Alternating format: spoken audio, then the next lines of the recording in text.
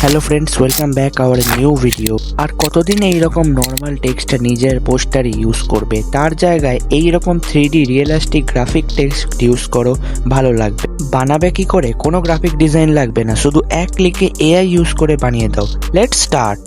এইরকম text effect বানানোর জন্য লাগবে টেক্সট, যা তোমরা মোবাইলে পিক্সআর্ট এবং কম্পিউটারে ফটোশপ ইউজ করে নিজের মতো করে লিখে নিতে পারো। যেমন আমি লিখবো ফ্রেঞ্চ ফ্রাইস এবং কিছু ডিজাইন করব। ছবি বানানো হয়ে গেলে সেটাকে ডাউনলোড করে নিয়ে চলে এসো অ্যাডোবি ফায়ারফ্লাইতে এবং টেক্সট টু ইমেজ অপশানে ক্লিক করো। টেক্সট টু ইমেজ অপশানে এন্টার করার পর প্রম্পট বক্সে লিখতে হবে, যেমন French fries in bucket, golden yellow background, French fries rain. কিছুক্ষণ ওয়েট করার পর ইমেজ তৈরি হয়ে যাবে এবং পছন্দ মতো যে কোনো একটা ছবিকে সিলেক্ট করতে হবে। 3 ডটসে ক্লিক করতে হবে, ইউজ স্টাইল রেফারেন্স চয়েস করতে হবে। এডিটিং প্যানেলে দেখতে পাবে স্টাইল রেফারেন্স বক্সে সিলেক্ট করা ছবি চলে এসেছে।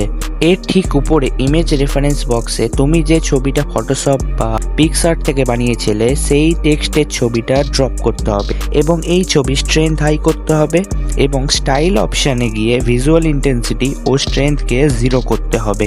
তারপর এফেক্ট অপশানে গিয়ে হাইপার লিঙ্ক অপশান সিলেক্ট করতে হবে এবং জেনারেটে ক্লিক করলেই দেখবে ইমেজ তৈরি। এখানে প্রম্পট চেঞ্জ করার কোনো ব্যাপার থাকে না। তো দেখা হবে আবার একটা নতুন ভিডিও নিয়ে। Please subscribe.